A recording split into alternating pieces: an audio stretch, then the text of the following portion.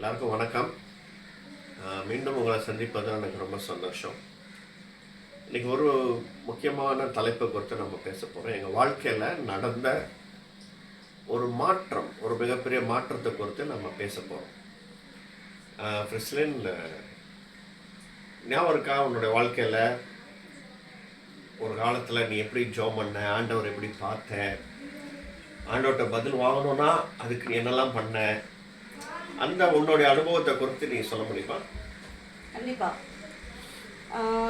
ரொம்ப ஒரு பாரம்பரிய குடும்பத்தில் வளர்ந்ததுனால ஆண்டவரை நான் ரொம்ப ஒரு உயர்வாக ரொம்ப நம்ம ரீச்சே பண்ண முடியாது அவரை அப்படிங்கிற மாதிரி ஒரு இடத்துல வச்சு தான் நான் பார்ப்பேன். ரொம்ப தூரத்தில் இருக்கிறாரு அப்படிங்கிற மாதிரி அப்படிங்கிற இடத்துல தான் நான் அவரை பார்த்துட்டு இருந்தேன். ஸோ ஏதாவது ஒன்று நம்மளுக்கு வேணும்னா பயங்கரமாக நம்ம அழுது முழங்காலில் நின்று அவர்கிட்ட கதறி பெக் பண்ணி அப்படிதான் நம்ம வாங்கினாதான், அது கெஞ்சி கூத்தாடி வாங்கினாதான் கிடைக்கும் அப்படிங்கிற மாதிரி ஒரு மனநிலைமையில தான் நான் ப்ராக்டிஸ் பண்ணிட்டு இருந்தேன் என்னோட இதில். எத்தனை வயசு வரைக்கும் நீ அப்படி இருந்திருப்பேன்? எத்தனை வயசு வரைக்கும்னா ஆஃப்டர் கிட்ட மேரேஜ் வரைக்கும் கூட அப்படிதான் இருந்துச்சு. ஆஃப்டர் மேரேஜ் வரைக்கும் கூட இருந்துதான் செய்யுது. கல்யாணத்துக்கு அப்புறமும் இருக்க தான் செஞ்சுது அந்த மாதிரி. ஸோ அந்த மாதிரி நான் பார்த்து வளர்ந்தனால சில விஷயங்கள் நான் ரொம்பவே நம்ம ப்ரேயர் பண்ணாதான் கிடைக்கும், ப்ரேயர் பண்ணி அவர்கிட்ட கேட்டால் தான் கிடைக்கும், பெக் பண்ணி தான் வாங்கணுங்கிற மாதிரியே பார்த்து பார்த்து நான் வளர்ந்தனால ஒவ்வொரு விஷயமும் நான் போய் அந்த மாதிரி தான் போய் அழுவேன். பயங்கரமாக கண்ணிலேருந்து இப்படி தண்ணி வடியும், அந்த அளவுக்கு அப்படி அழுது கதறினாதான் அவரோட இறக்கத்தை நான் சம்பாதிக்க முடியும் அப்படிங்கிற மாதிரி ஒரு தாட் எனக்கு இருக்கும். ஸோ அது நிறைவேறிச்சு அப்படின்னா ரொம்ப நன்றி அப்பா ஏசப்பா அப்படிங்கிற மாதிரி சொல்லிட்டு விடுவேன். அது இல்லை அப்படின்னா திருப்பி போய் அவர் நேர் முழங்காலில் நின்று அழுது ஃபாஸ்டிங் இருந்து என்ன நான் என் மேலே தான் ஏதோ தப்பு இருக்கோ அப்படிங்கிற மாதிரி அதை என்னை மன்னிச்சிருங்கன்னு சொல்லி கதறி லைக் அவரை ஒரு பயங்கரமான ஒரு கோவக்கார ஒரு பயங்கரமான ஒரு அரக்க குணம் உள்ள ஒரு கடவுளின் சில விஷயத்துல அப்படிங்கிற மாதிரி ஒரு தாட் இருந்தது. ஸோ ஆண்டவரை நான் ரெண்டு விதமான ஒரு பர்சனாலிட்டியா பார்த்தேன் நான். நம்ம நல்லா இருந்தோம்னா அவர் ரொம்ப சாந்தமான கடவுள், அமைதியான குட் காட், நல்ல கடவுள், அமைதியான கடவுள், அன்பான கடவுள் அப்படிங்கிற மாதிரி வச்சுருந்தேன். நம்ம எதாவது தப்பு பண்ணிட்டோம் அப்படின்னா, இப்போ தப்புனா நான் எப்படி சொல்ல வரேன்னா, என்னை பொறுத்த வரைக்கும் பொய் சொல்கிறது இல்லை ஏமாற்றி பேசுறது அந்த மாதிரியாக தான் நான் அதை தான் நான் தப்புன்னு எடுத்துப்பேன். ஸோ அது மாதிரி பண்ணால் கூட அது எனக்கு அவர் பயங்கர கோவக்கார ஆண்டவர், அவ்வளோதான், நம்மளுக்கு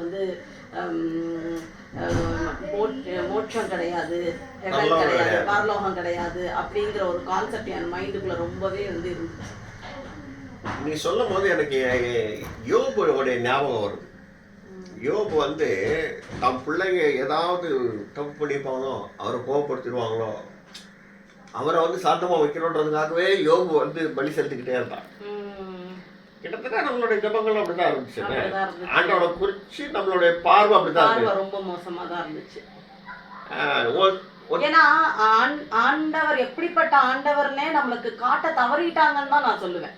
ஏன்னா நம்மளோட பெற்றவங்க அவங்களுக்கு முன்னாடி உள்ள ஜென்ரேஷன் எல்லாமே இல்ல நம்ம வளர்க்கப்பட்டு வந்த சர்ச் கல்ச்சருமே நம்மளுக்கு ஆண்டவர் இந்த மாதிரி தான் காட்டியிருந்தது. அதாவது ஒரு சின்ன தப்பு பண்ணிட்டாலும் ஆண்டவர் கோவமாயிடுவார், ஆண்டவர் நீ இப்படி பண்ணணும் அப்படின்னு. அதே மாதிரி எல்லா விஷயத்துலயும் பரிசுத்தத்தை குறிச்சு எல்லாத்துலயுமே அந்த சின்னதான் அப்படியே கோர்த்துக்கிட்டே இருந்தனால ஆண்டவர் யாரு அப்படிங்கிறதே சரியா காட்டப்படலன்னு தான் நான் சொல்லுவேன். ஞாபகம் இருக்கா நீ திருமணத்துக்காக நீ எப்படி ஜாப் பண்ணுறது, அதை பற்றி கொஞ்சம் சொல்ல பார்ப்போம். என்னோட வெட்டிங்க்கு நான் ஜெபிக்கும் போது என்ன பண்ணேன் அப்படின்னா ஒரு லிஸ்ட் எப்படி சொல்லி கொடுத்தாங்க, நீ எப்படி ஜாப் பண்ண? அதுதான் எனக்கு நிறைய பேர்கிட்ட கேட்கும் போது எனக்கு நிறைய சொல்லுவாங்க. இந்த மாதிரி ஒரு லிஸ்ட் எழுதி வச்சு ஒரு பேப்பர், ஒரு சின்ன பிட்டு பேப்பரில் என்னென்ன பாயிண்ட்ஸ் நம்மளுக்கு என்னென்ன மாதிரிலாம் வேணும்னு நினைக்கிறோமோ அதெல்லாம் எழுதி வச்சு அதையுமே நான் எப்படி கேட்பேன் அப்படின்னா நேர் முழங்காலில் நின்று, நான் ஹாஃப் முழங்காலும் போட மாட்டேன், நான் நேர் முழங்காலில் நின்று இப்படி கை இப்படி வச்சுப்பேன். நான் கையை இப்படி வச்சுட்டு இப்படி நீங்கள் எனக்கு இந்த மாதிரி பையன் கொடுங்க, இப்படி நான் பிடிச்சிக்கிறேன் அப்படிங்கிற மாதிரிலாம் நான் அழுதுருக்கேன். அழுது டெய்லி நைட் அழுதது கூட எனக்கு ஞாபகம் வருது. அந்த மாதிரி நான் கேட்டு நான் கேட்பேன். நான் அப்படி கேட்டு அந்த ஜபம் உனக்கு பதில் கிடைச்சிச்சா இல்லையா? கிடைச்சது கண்டிப்பா. இப்ப அந்த பதில் கிடைச்சிச்சுல்ல, அவ்வளவு தூரம் போராடி வாங்கின மாதிரி ஒரு ஃபீலிங் இருக்கா, இல்லாட்டினா ஆண்டவர் அப்படியே கொடுத்துட்டான்ற மாதிரி ஒரு ஃபீலிங் இருக்கா? இல்ல அதாவது இப்ப இருக்கிற வளர்ச்சியில வந்துட்டு இல்ல பழைய மாதிரியே சொல்லு. பழைய மாதிரினா நான் வந்து நான் அவ்வளோ ஸ்ட்ரெயின் பண்ணினேன் அப்படிங்கிற அதனால எனக்கு வந்துட்டு அவர் ஈஸியா சாங்ஷன் பண்ணிட்டாரு அப்படிங்கிற மாதிரி தான் தோணுச்சு.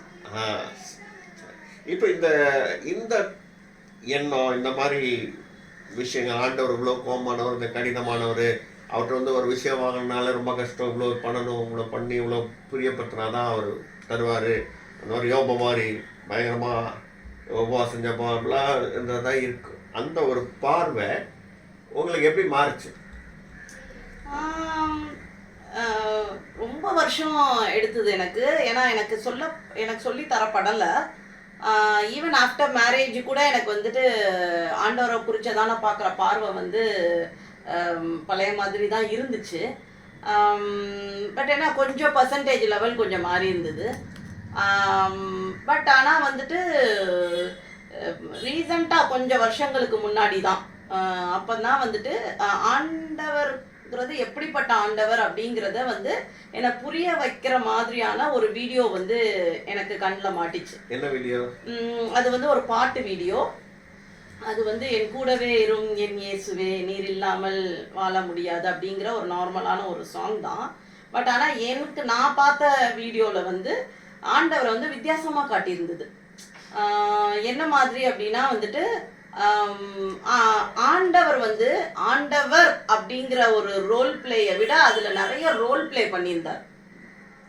ஸோ எனக்கு வந்து அது ரொம்பவே வந்து எனக்கு பயங்கரமாக எனக்கு வந்து ஒரு இது நம்ம ஆண்டவரா, நம்ம பார்த்த ஆண்டவரா இவரு அப்படிங்கிற மாதிரி உள்ளுக்குள்ள பயங்கர ஒரு ஷார்ப்பா ஒரு என்கவுண்டர் ஆச்சு எனக்கு அந்த பாட்டு.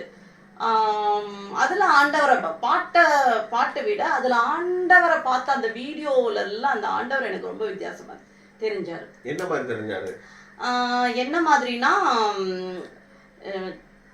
ஆண்டவரை வந்து நான் வந்து ஆண்டவர் ஒரு இடத்துல ஒரு சிங்காசனத்துல இருப்பாரு அப்படிங்கிற மாதிரி தான் பார்த்து அங்க இருந்து அவர் வந்து எல்லாத்தையும் okay he's a God is doing அப்படிங்கிற மாதிரி தான் ஒரு மைண்ட்ல இருந்தது.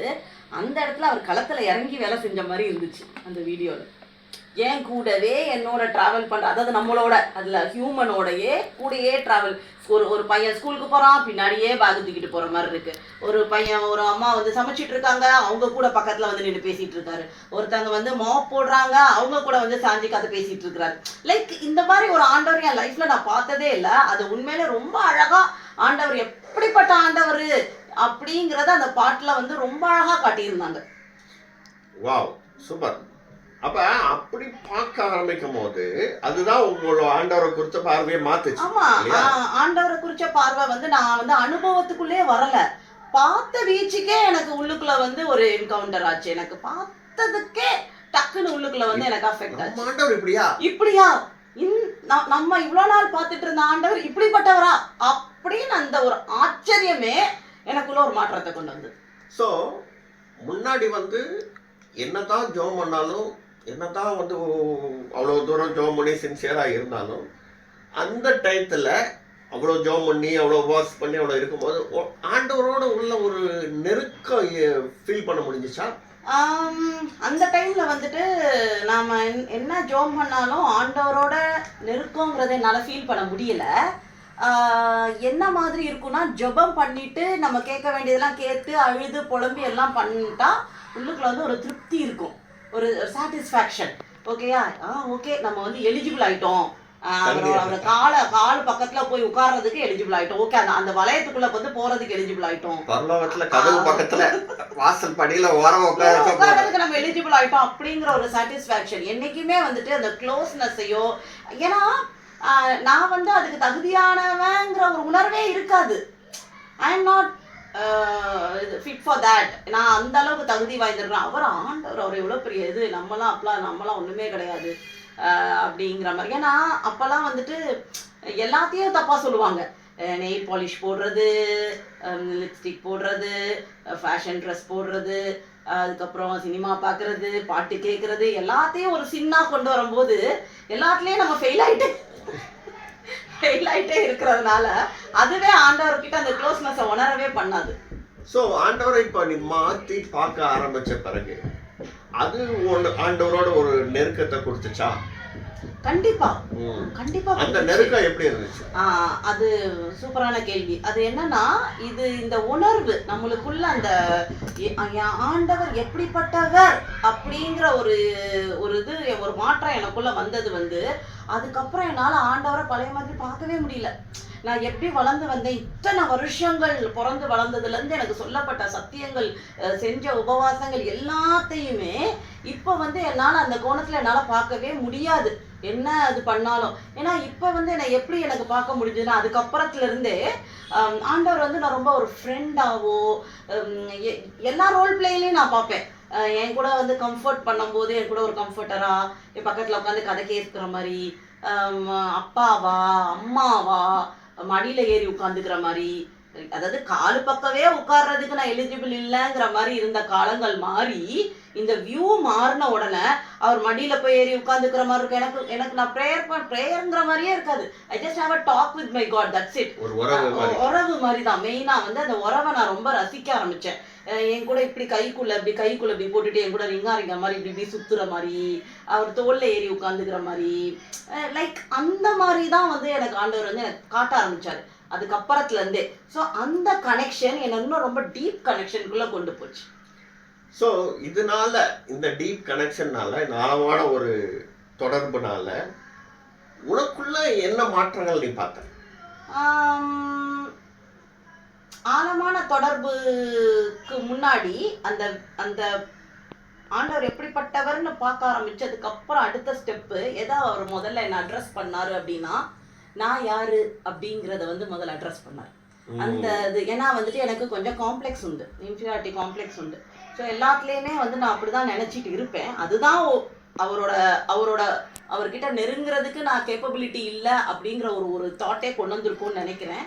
பட் என்னை ஃபர்ஸ்ட் அவர் என்னோட இன்ஃபீரியாரிட்டி காம்ப்ளெக்ஸை தான் அட்ரஸ் பண்ணார். ஸோ அதை வந்து எவ்வளோ மெசேஜஸ் அது கேட்குறது அதெல்லாம் எனக்கு அடுத்தது. அதை விட எனக்கும் ஆண்டவருக்கும் என்ன உறவு, அவர் என்கிட்ட எப்படி பேசுகிறாரு அப்படிங்கிறது எனக்கு ரொம்ப கிளாரிட்டி எனக்கு ரொம்ப ரொம்ப கிளாரிட்டியாக இருக்கும் எனக்கு அவர் பேசுகிறது. ஸோ அவர் முதல்ல அட்ரஸ் பண்ணது நீ யாரு, எனக்கு நீ யாரு அப்படிங்கிறத தான் முதல்ல எனக்கு அட்ரஸ் பண்ணார். அதை வந்து எனக்கு நிறைய விஷன்ஸில் பேசுவார் ஆண்டவர். அப்போ எனக்கு அதை விஷனாக காட்டினார். நான் யாரு, நீ யாரு எனக்கு அப்படிங்கிறது விஷனில் காட்டினதை நான் அப்படியே நம்பி அதை நான் பிடிச்சிக்கிட்டேன்.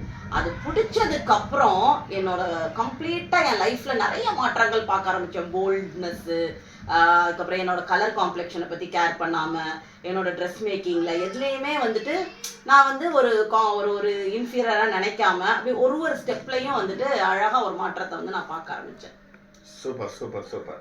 இதை பற்றி பேசணும், நம்ம இன்னும் நிறைய பேசலாம், இன்னும் நிறைய இருக்கு. ஒரே ஒரு என்கவுண்டர் மட்டும் நீ சொல்ல பார்ப்போம். ஏதாவது ஒரு என்கவுண்டர் சொல்ல முடியுமா? என்ன ரொம்ப வந்து அதை நான் நம்மளோட இந்த இதை ஷேர் பண்ணலாம். அப்படியே சொல்லு. ஓகே, என்னோட ரிசப்ஷன் ஷேர் பண்ணேன். ஓகே, என்னோட ரிசப்ஷன் டைமில் வந்து என்னோட வெட்டிங் ரொம்ப நல்லா எங்கள் ஊரில் வந்து நான் நினச்ச மாதிரியே ரொம்ப நல்லா நடந்தது. பட் எல்லாருக்குள்ளேயும் ஒரு ஆசை இருக்கும் இல்லையா, நம்மளோட கல்யாணம் வந்து இப்படி நடக்கணும் அப்படின்னு சொல்லிட்டு. ஸோ எனக்கு மேரேஜ் நல்லா நடந்தது. ஸோ என்னோட ரிசப்ஷன் சென்னையில் நடக்கும்போது நான் என்ன மாதிரி நினச்சிருந்தேனோ அந்த மாதிரி இல்லை. ஸோ எனக்கு கொஞ்சம் ரொம்ப அப்செட்டாக இருந்துச்சு. அது முடிஞ்சிடுச்சு, அது எல்லாமே ஓகே முடிஞ்சிடுச்சு. ஆனால் அதுக்கப்புறம் வந்து என்னால் எந்த வெட்டிங்குக்கும் போக முடியாது. எந்த வெட்டிங்க்கு போனாலும், எந்த வெட்டிங் வந்து நான் பார்த்தாலும் எனக்கு அந்த ஒரு பெயின் வந்து எனக்கு மேலே வந்து எலும்பி வந்துக்கிட்டே இருக்கும். என்னோட ரிசப்ஷன் பெயின் தான் வந்துக்கிட்டே இருக்கும். ஒவ்வொரு நாளும் ஒவ்வொரு தடவையும் போனேன் அப்படின்னா இவங்க கூட சண்டை தான் நடக்கும். அதை வச்சு சண்டை போடுவேன், அதுதான் பேஸாக இருக்கும். ஆனால் வந்துட்டு வேற எதையாவது வச்சு சண்டை போட்டு அது அப்படியே சண்டை முடியாமலே போயிட்டே இருக்கும். இதெல்லாம் ரொம்ப வருஷங்களுக்கு முன்னாடி சொல்கிறேன் நான். அதுக்கப்புறம் வந்துட்டு ஆண்டவரை வந்துட்டு நான் அதுக்கப்புறம் நம்ம இந்த பெயின் இருக்குது அப்படின்னா அந்த பெயினை நம்ம அட்ரஸ் பண்ணாமலே இருந்தோம் அப்படின்னா அதில் வந்து நம்ம சுகம் அடையவே முடியாது. எந்த பெயினாக இருந்தாலுமே அதை நம்ம அட்ரஸ் பண்ணி ஆகணும்.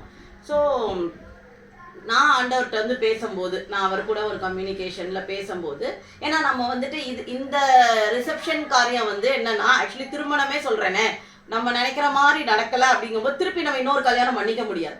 இன்னொரு கல்யாணம் பண்ணிக்கிறதோ இல்லை நம்ம எப்படி ட்ரெஸ் பண்ணோம் அது பண்ணி பார்க்க முடியாது. அண்ட் அதை வந்து நம்ம சாக்ரிஃபைஸ் பண்ணிட்டு, ஏன்னா ஹி யூஸ் டு டெல், நிறைய தடவை வந்துட்டு நீங்கள் சொல்லியிருக்கீங்க அது ஒரு சாக்ரிஃபைஸாக நினச்சிக்கோ அப்படின்னு சொல்லிட்டு. ஸோ நீங்கள் எப்படி நினைக்கிறீங்கன்னு தெரியல, ஆனால் என்னால் அதை அப்படி எடுத்துக்க முடியல. ஸோ அது எனக்கு ரொம்ப பெயின்ஃபுல்லாகவே இருந்துச்சு.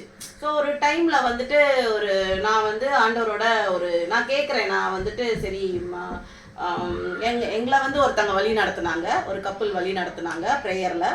அப்போ வந்துட்டு அந்த டைமில் தான் வந்துட்டு என்னால் வந்து ஆண்டவர் வந்து என்ன எனக்கு காட்டினாருங்கிறத நான் தெளிவாக சொல்கிறேன். நான் அப்போ வந்துட்டு அவர்கிட்ட நான் பேசும்போது எனக்கு ஒரு விஷன் காட்டினார். என்ன அப்படின்னா, நான் கேட்குறேன் என்னோட ரிசப்ஷனில் வந்து எனக்கு நிறைய காயங்கள் இருக்குது, அதை குறித்து எனக்கு நிறைய காயங்கள் இருக்குது. ஸோ அதை வந்து நீங்கள் எனக்கு எப்படி நீங்கள் வந்து என்னை குணப்படுத்த போகிறீங்க அப்படிங்கிற மாதிரி கேட்கும்போது, நான் எப்படிலாம் எதிர்பார்த்தேன், என்னோட ரிசப்ஷனில் நான் எப்படிலாம் எதிர்பார்த்தேன் அப்படிங்கிற மாதிரியே எனக்கு ஒரு விஷன் வந்து காட்டினார் அவர். ஸோ அந்த விஷனில் வந்து நான் எப்படி ட்ரெஸ் பண்ணியிருந்தேன், நான் என்ன மாதிரி கலரில் சாரீ உடுத்தணும்னு நினச்சேன், அந்த சாரீ நான் உடுத்தியிருந்தேன். என்ன மாதிரி ஜுவல்ஸ் அரேஞ்ச் பண்ணியிருக்கணும்னு நினச்சேன், அதே மாதிரி அரேஞ்ச் ஆகிருந்தது. என்ன மாதிரி கொண்டை போடுறது, என்ன மாதிரி அந்த ரிங் வைக்கிறது, எல்லாமே நான் எப்படி நினச்சேன். என்னோட அந்த கல்யாண மண்டபம் எப்படி டெக்கரேட் ஆகிருக்கணும்னு நினச்சேன், அதே மாதிரி டெக்கரேட் ஆகிருந்தது. என்ன மாலை கழுத்தில் போட்டிருக்கணும் அப்படிங்கிற மாதிரி இருந்தேன். அது எல்லாமே நான் என்ன மாதிரி இருக்கணும்னு நினச்சேனோ அது எனக்கு அப்படியே விஷனில் வந்து அவர் காட்டிட்டு அப்போ வந்துட்டு சரி ஓகே, நீங்கள் அப்போ என்ன பண்ணிட்டு இருந்தீங்க, நீங்கள் எங்கே இருந்தீங்க அப்படின்னு சொல்லி கேட்கும்போது அவர் அதையும் வந்து காட்டினார். அதாவது இவங்க இந்த பக்கம், நான் இந்த பக்கம், நான் இந்த பக்கம், இவங்க இந்த பக்கம் இருக்கிறாங்க. நடுவில் வந்து ஏசப்பா வந்து 2 பேர் ஷோல்டர்லேயும் கை போட்டுட்டு அந்த வெட்டிங் பரேட் நடப்போம் இல்லையா, அந்த மாதிரி நடந்து வரும்போது எங்கள் கூடயே நடந்து வரேன் அப்படின்னு சொல்லி அவர் காட்டினார். அந்த ஒரு விஷன் என்னை கம்ப்ளீட்டாக வந்து மாற்றிடுச்சு.